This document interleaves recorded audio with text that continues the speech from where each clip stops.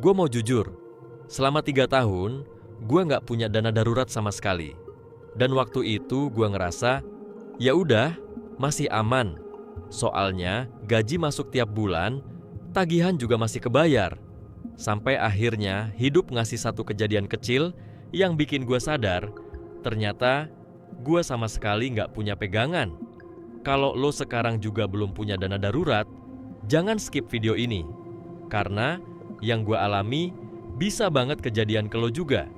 Yang paling capek dari hidup tanpa dana darurat itu bukan cuma soal uang, tapi soal panik yang datang tiba-tiba.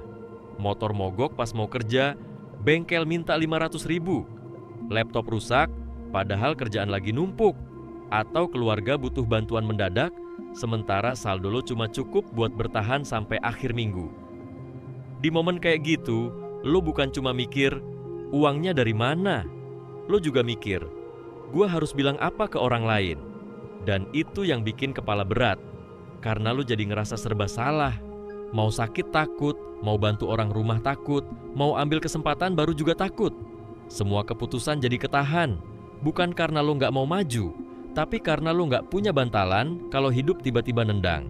Dan gue ngalamin itu cukup lama, sampai satu kejadian bikin gue nggak bisa pura-pura lagi. Waktu itu ada kebutuhan mendadak di keluarga dan gue harus nyiapin uang sekitar 3 juta rupiah secepatnya.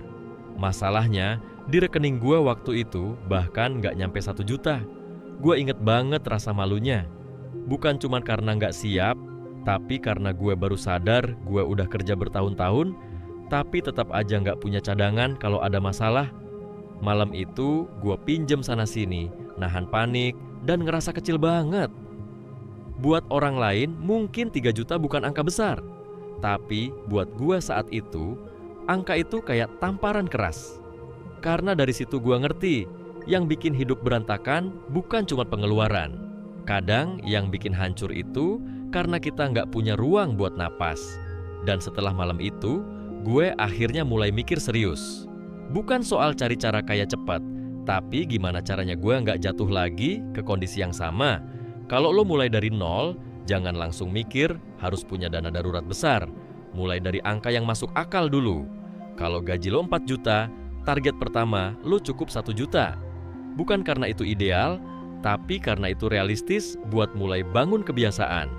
Kalau gaji lo 5 juta, coba sisihkan 500.000 sampai 1 juta tiap bulan. Jangan nunggu sisa. Begitu gaji masuk, langsung pisahin dulu. Kalau gaji lo 6 juta, lo bisa mulai bikin sistem yang lebih rapi.